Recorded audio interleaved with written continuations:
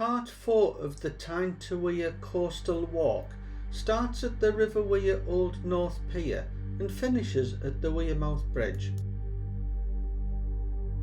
The walk continues onwards from the North Pier to reach the first of a number of sculptures on a river trail which was constructed between 1991 and 1997. Stone stair carpet are carvings into the original stone steps which were once part of the docks. The carvings draw on images inspired by the pre-industrial heritage of the area. The coastal walk continues along the riverbank to reach the next sculpture on the trail.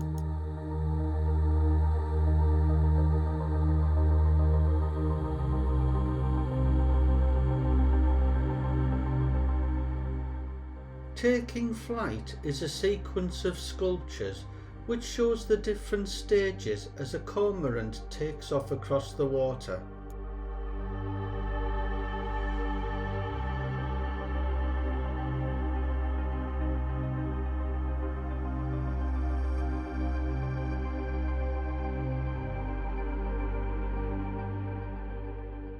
This location offers an excellent river view.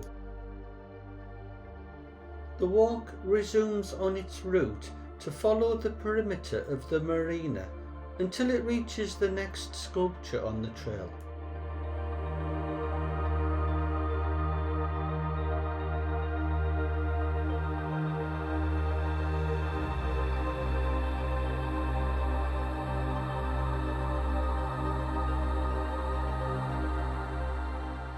The Paddle Gate sculpture is part of the architecture around the Rowing Club's boathouse in St. Peter's Marina. Close by is the next sculpture called Passing Through, which is a series of 3 doors representing the past, present and future. For the first door, in order to view the distorted image carved into the wall behind it, the viewer needs to observe through the keyhole. A short walk reaches the next 2 doors forming the sculpture. The open door represents the present time. The coastal walk next follows a route around the marina.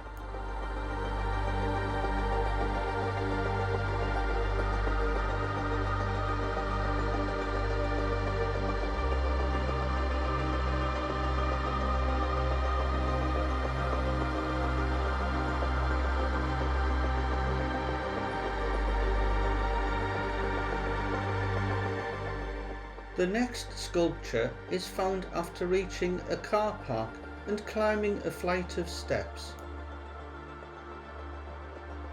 Watching and waiting includes a number of stone artifacts inspired by old maps which refer to this as Lookout Hill. The coastal path continues along the riverbank until it reaches the next sculpture.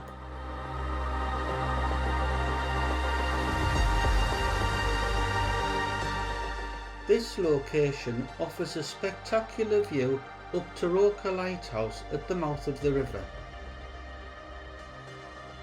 The next sculpture is called the Red House, which represents an exploded house carved from stone.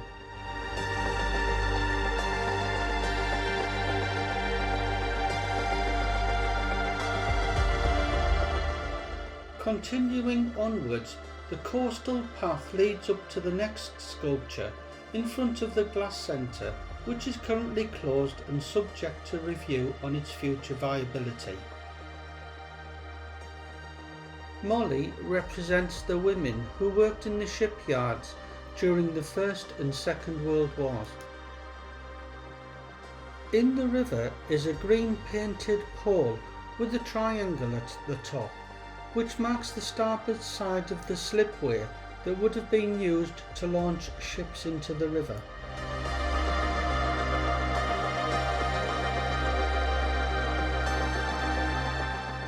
Pathways of Light, outside of the University of Sunderland's St Peter's campus, is a sculpture that reflects the intellectual heritage of the area.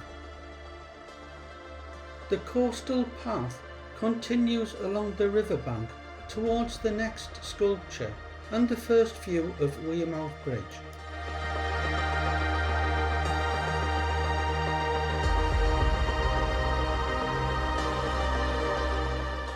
Stone sculptures of rivets, nuts and bolts are passed en route until the shadows in another light sculpture is reached.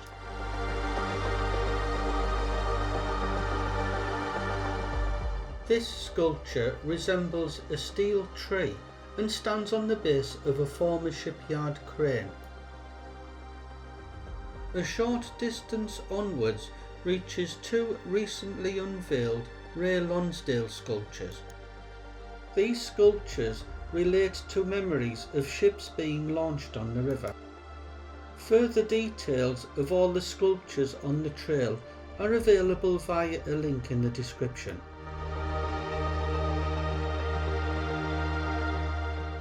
The coastal path walk continues until it reaches the Wearmouth Bridge.